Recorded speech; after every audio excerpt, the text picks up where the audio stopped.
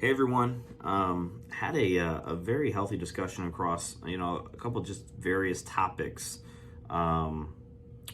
with what's going on with contracts and clients and just post closing situations and all of those things. And I think today's conversation comes down to this, and it's something that I am personally working on. The words that we use matter, and the way that we do it does matter. And it's something that my coach has worked with me on, and that's using the word agreement.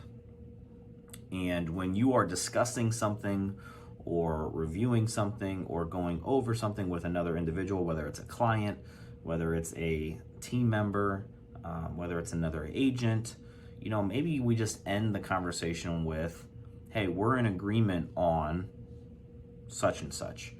Hey, we're in agreement on this.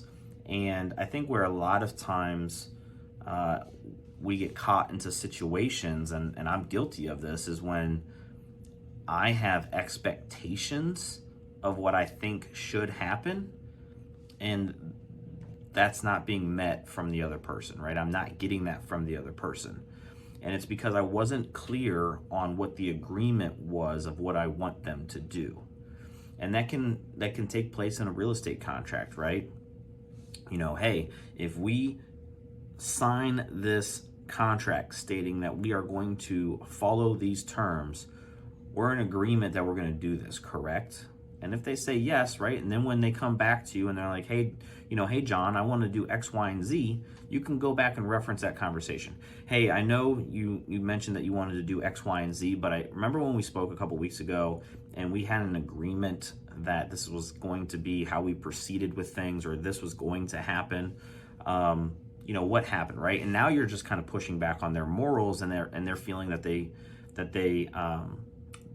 feeling should be that they did not hold up their end of the bargain, right? If you held up your end of the bargain. And it goes both ways. That word agreement is both ways, right? So if I didn't hold up my end of the agreement, I have to be held accountable to that.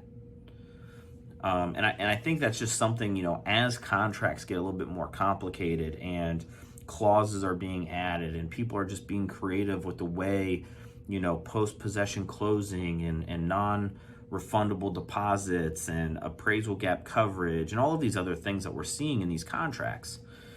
I think it's just making sure that we state that we're in agreement of what's going on. If you are a broker owner, a team lead, and you want to have your agents do X, Y, and Z, it's maybe we have to have those conversations of, hey, we're in agreement that this is going to happen, that you're going to do this. And we get rid of the expectations, because when we have the expectations is when people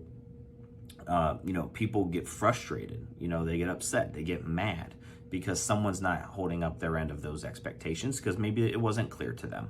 So I hope that helps you guys. It's something that, like I said, I'm still personally working with, but that word agreement is a powerful word when we're talking to another individual and we're really trying to accomplish something and get on the same page. So try it. Try that in the next, meeting that you have. Hey, we're in an agreement that this is going to happen.